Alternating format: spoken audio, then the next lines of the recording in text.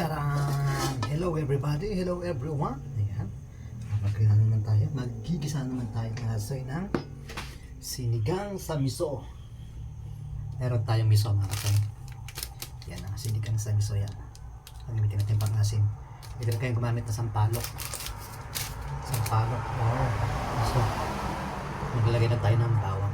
Yung sinigang natin ay hindi pa lang na isda to. Ang isda to. Para siyang maya-maya mga kasoy. Kulay puti na isda. Kasi hindi ko alam kung anong isda ito. Malapad siya. Tignan natin, pakita ko mga kasoy. Isda. Pakita natin. Charan! Ayan ang isda natin mga kasoy. Pang miso. Gawin natin siligan sa miso. No? Tabi lang natin dito mga kasoy. Ayan. Uunahin natin ulit ang pag-isa na.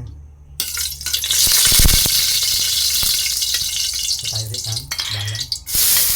Pwede na yung sibuyas. Kahit anong gano'n na. Kahit yung sibuyas ang mga nila. Pwede natin makita.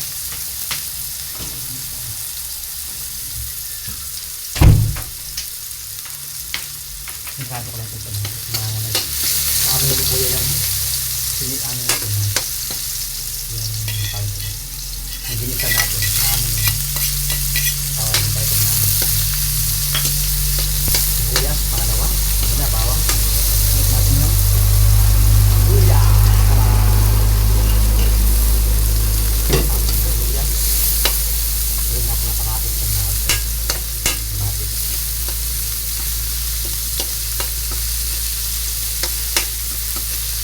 Meron tayong sili. Meron tayong okra. Wala tayo pechay, tangkong, mustasa. Wala tayo. Mas maganda sa mga kalsoy sa tinatawag na sinigang sa miso. Mustasa ilagay. Pwede rin tayong bumili ng miso sa public market sa mga palengke. So yung purong miso. Mixture lang natin siya mga kalsoy. Mixture lang natin siya. Lambutin lang natin yung kamatis. Matilis lang natin siya. At ating go. Pabay ganun na. Ayun na talaga. Palambutin lang natin yung kamatis. Maganda kasi yung kung mas malambot yung kamatis. Malambot ko para yung sabaw mas kulay. Hintay na natin siya yan. Lagyan natin ng konting sabaw lang kasi konting sabaw lang yung napalagay nila natin. Sarap at kamiso isang sabaw. Kaya yung asin. Nagalasang miso, diba? Mixture natin ng todo. Palambutin natin ito ng mixture.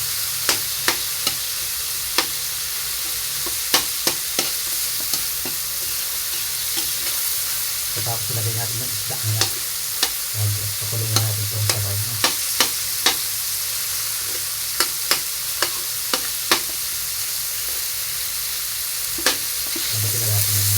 Durugin na natin yung kamatis na ito. Durugin na natin yung kamatis para maglasa ng tomato.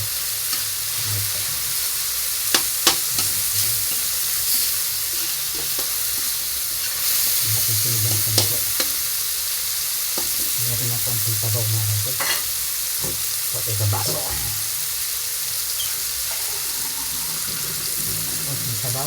Charan! Yung sabaw na yung nasoy. Mari kamatis natin mapunta. Para hindi kaya natin lagyan ng konting sabaw para hindi masunog yung bawang sa sibuyas. Ayan, kaya natin siyang kumulo. Konting sabaw na nilagay na nasoy. Tama na yung konti. Tama na yun. Okay na yun nasoy. Konti lang. Okay natin. Diba? Hintayin natin siyang kumulo. Tapos yung mixture natin. Tapos lagyan natin ng pampalasa yan mga kasay na. Ano mga kumagod? Diba nilamok mo? Nilamok man tayo mga kasay. Ito natin siyang kumulo. Tapos lagyan natin ng mga pampalasa. Again. Pampalasa again. Charan!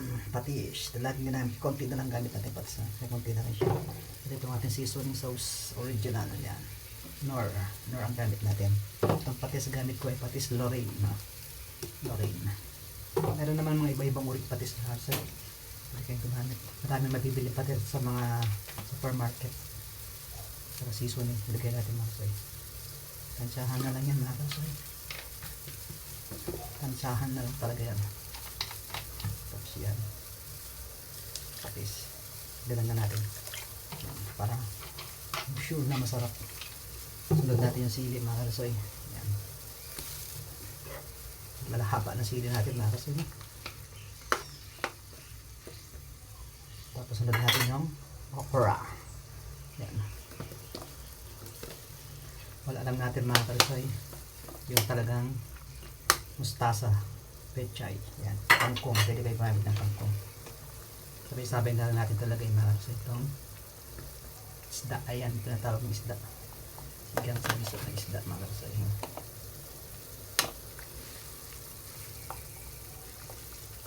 Malambot na yun. Matigas na isda itong mga kasoy ba. Hinugasan ko na ng mabuti itong mga kasoy. Ang lapad ako mga kasoy. Grabe ng isda na ito. Lapad. Sabay. Kasi maladaling bulambot ang isda at saka yung okra.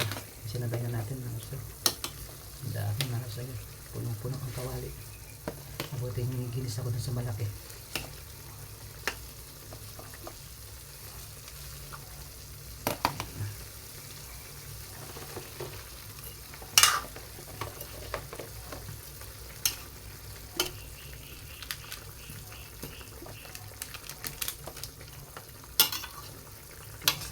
Siniso. Konting sabaw lang yan mga kasoy. Sabay na yan mga kasoy. Pumalik ko yan. Ibig natin yung charan miso. Tinatawag ng miso mga kasoy. Saan natin?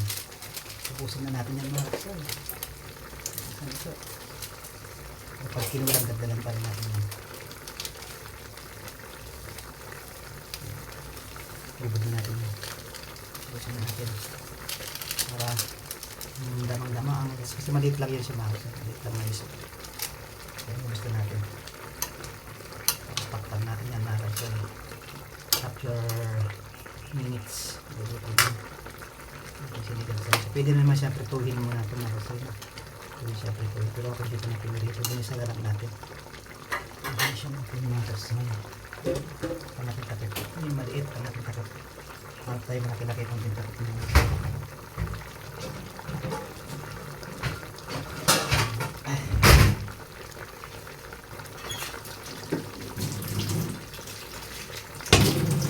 Tayo na malaki-laking takip para sa pagpaluranin siya para sure na maluto siya mga kasoy na. Hintayin na natin siya maluto after 5 mga minutes, after mga 5 minutes or 6 minutes na sa luto niya. Isda naman yan siya mga kasoy. Madali lang maluto ang isda mga kasoy. Kaya ano natin siyang kumulo na kumulo. Meron pa pag pinulang yung nilagay natin, pwede natin magdagan ng original. Original diba? Hayaan lang natin siya maluto. Kasi ulit na natin ang lahat. Pag nagkulang pwede para natin dagdagan. Sayang masarap yung sana kasi kung mayroong pechay at mustasa. Pero mas pinakamasarap sa miso ay mustasa. Tsaka yung miso na pure miso na mabibili sa mga market, supermarket, public market. Meron yung nabibili sa mga natitinda ng mga gulay. Sabihin mo lang pang miso na at wala din sa gabi. Masarap na may gabi ng tumakas. Lalo pat kuno na natin yung gabi. Kasi kumukulo-kulo po siya. Kumukulo-kulo po siya mga kasi. Diba? Yan, para lang nalagay natin natin. Pagkakait lang natin. Pag puti-puti na yan, pag alam na natin maluto yung isda mga kasi, diba? Berta rin lang natin siya. Berta rin lang natin. Para right, kabilang side nilog ko. Out time mga kasi. Bigla, charan! Charan! Ayan mga kasi, malaki na maluto. At natin na ilang minuto paluto na yan mga kasi. Ang ating sinigang sa miso. Ang isda. Isda.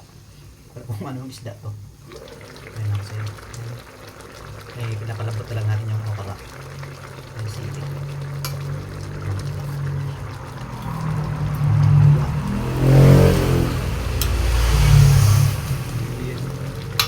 Kasi kung nakulo na siya. Yan na gulay itaas